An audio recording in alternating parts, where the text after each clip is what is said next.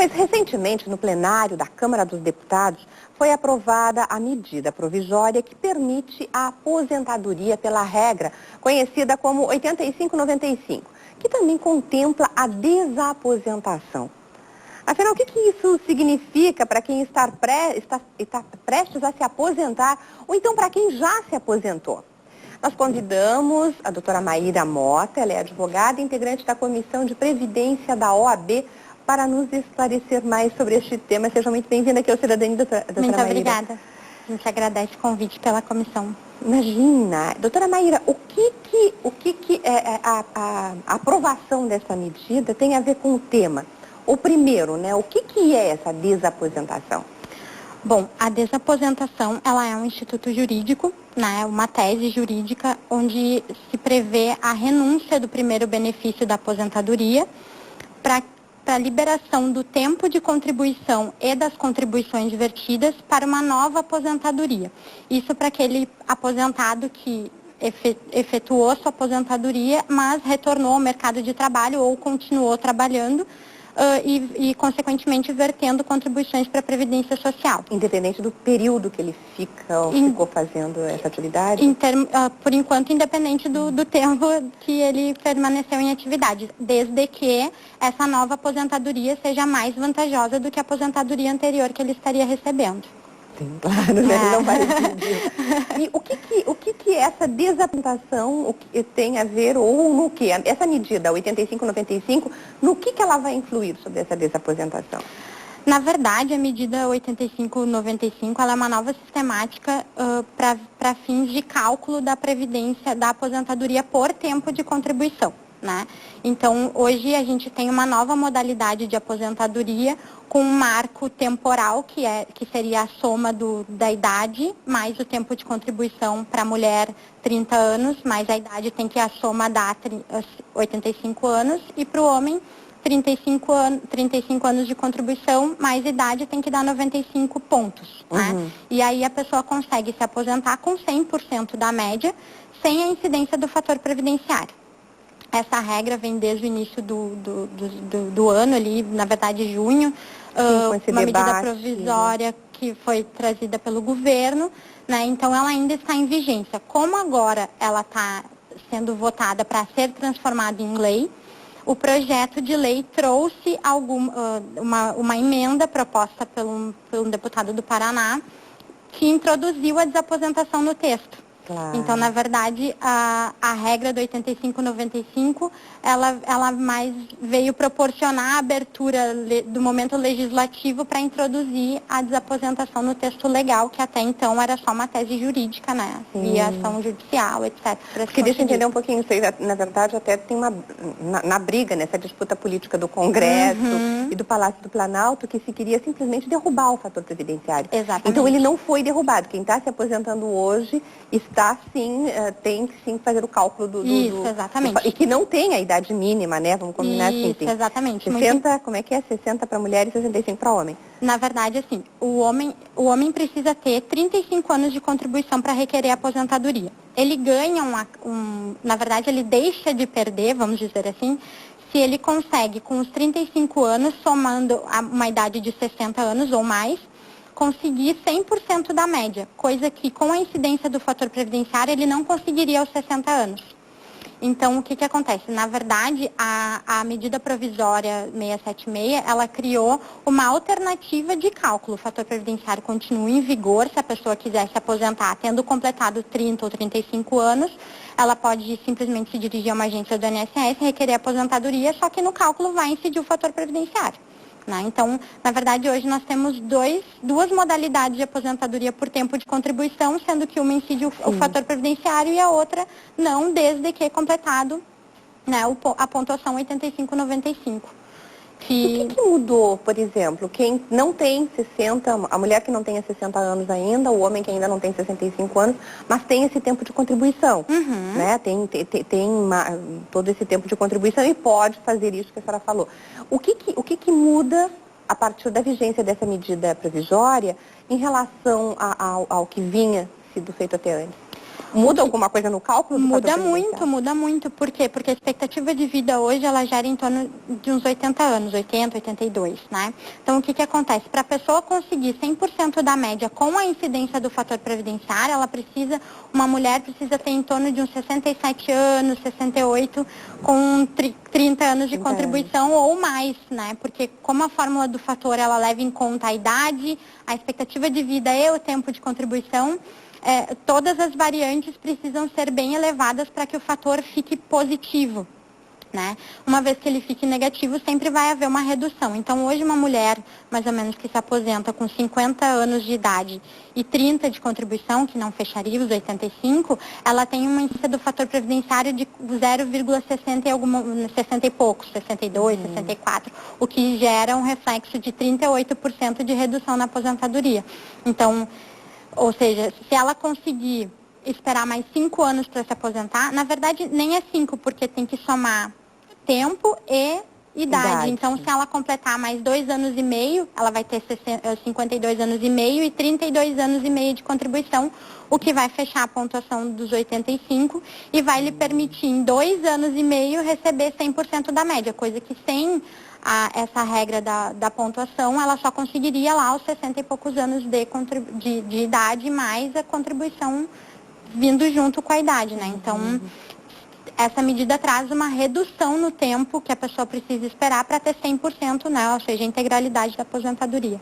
Então, assim, a mesma coisa, um homem quando tiver menos de 65 anos, mas já tenha 35 anos de contribuição, a mesma coisa. Ele já pode, através dessa medida, ele já tem direito hoje. Não tem possibilidade de alguma mudança? Possibilidade de mudança sempre tem, assim, na verdade a aposentadoria por tempo de contribuição, ela já é uma aposentadoria que não prevê um risco exato, por exemplo, um risco social exato como a idade, né, fixa, né. Então, é uma presunção de que aos 30 e 35 anos a pessoa já tem um desgaste laborativo e tal, e poderia requerer aposentadoria. Só que isso, como a gente tem tido um aumento na expectativa de vida, inclusive na produção laborativa mesmo. Hoje em dia, uma pessoa está no ápice da sua carreira aos 40 e poucos anos, 50 e poucos anos, né? E não se retirando do mercado de trabalho. Então, a gente acredita que sim, né? Toda a Europa vem fazendo fortes alterações nas suas previdências, né? Aumentando idade, aumentando tempo de contribuição, para que o sistema seja, enfim, né? Fique num equilíbrio financeiro também, para conseguir suportar também as aposentadorias muito cedo, né? Claro. Então... Doutora Maíra, mas assim, a senhora falou da idade, mas independente disso, também tem a questão do tipo de aposentadoria. Isso é só para aposentadoria... é muito importante. Pois é, explica, a Fórmula 8595 só vale para aposentadoria por tempo de contribuição. A aposentadoria por idade, seletistas, só para quem está vinculado ao regime geral de previdência. Não tem a ver com o servidor, aquele de cargo efetivo que tem vinculação com o regime próprio. E nem com aposentadorias especiais que existem. E nem com as aposentadorias especiais, porque essas é aos 25 anos, né? 15, 20 ou 25 anos de trabalho efetivo à exposição de agentes nocivos.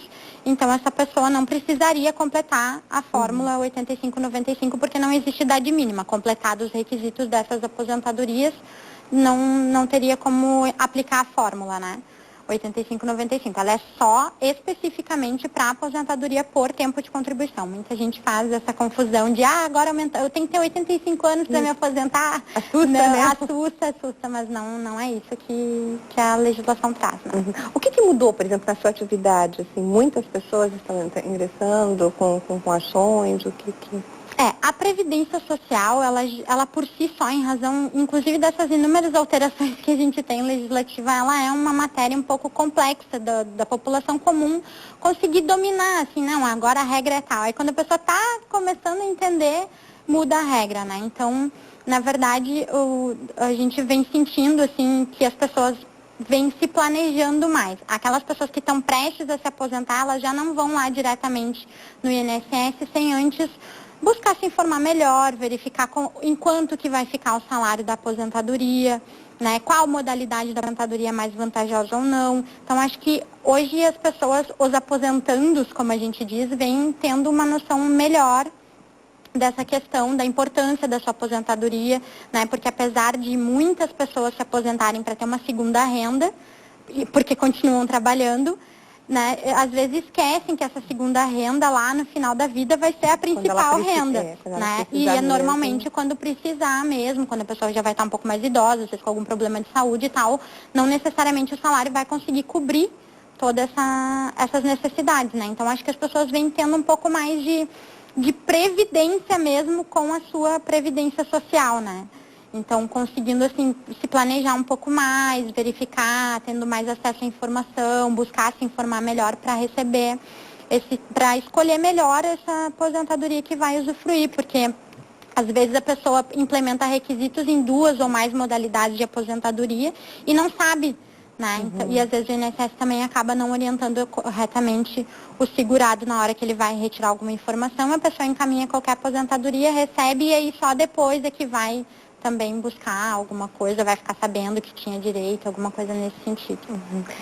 Se fala muito da questão que é muito cedo para se aposentar, mas muitas pessoas ainda começam a trabalhar muito cedo. Exatamente. O brasileiro começa a trabalhar muito cedo. Então, tem uma média, existe uma média de estudos assim, na verdade... do começo do ingresso no mercado de trabalho e a partir daí, então, o pedido de aposentadoria? Na verdade, o que a gente tem hoje também é exatamente isso. A fórmula do fator previdenciário, ela acaba punindo aquelas pessoas que começaram a trabalhar muito cedo e que complementam os requisitos muito cedo e vão requerer sua aposentadoria.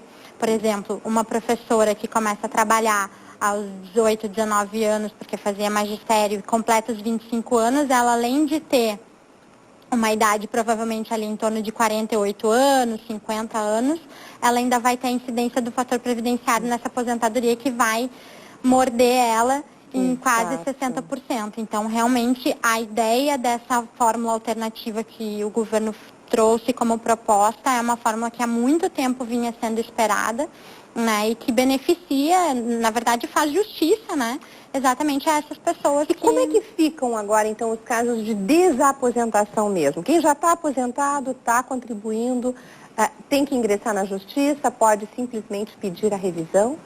Hoje, atualmente, sim. A pessoa precisa fazer um requerimento administrativo antes, ir ao INSS, fazer a solicitação para que tenha uma negativa, né? Porque hoje a gente não consegue entrar com nenhuma ação judicial sem ter a negativa do INSS.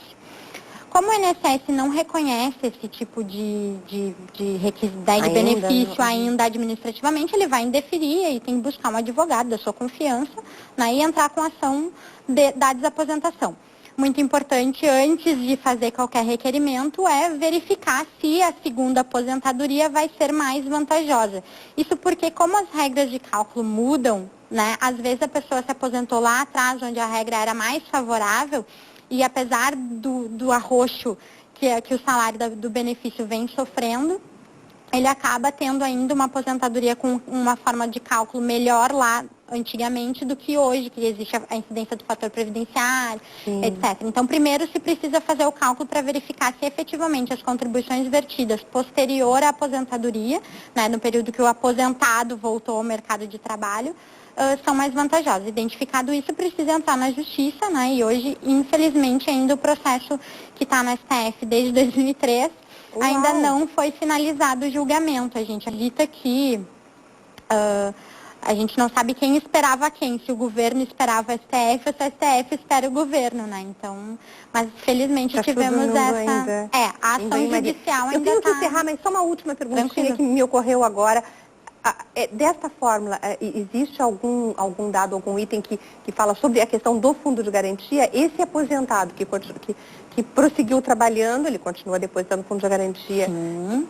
O empregador é obrigado a continuar recolhendo o fundo de garantia. Nenhuma das fórmulas fala nada sobre o fundo de garantia. Especificamente na legislação previdenciária referente à medida provisória 676, não, mas já existem alguns julgados, inclusive, se eu não me engano, do Tribunal Superior do Trabalho, determinando que o aposentado tem o direito dos depósitos do FGTS após a aposentadoria, né, se ele mantém o vínculo laborativo ou mesmo que ele venha a ser contratado, determinando inclusive a multa dos 40% em cima do saldo todo que estiver lá depositado.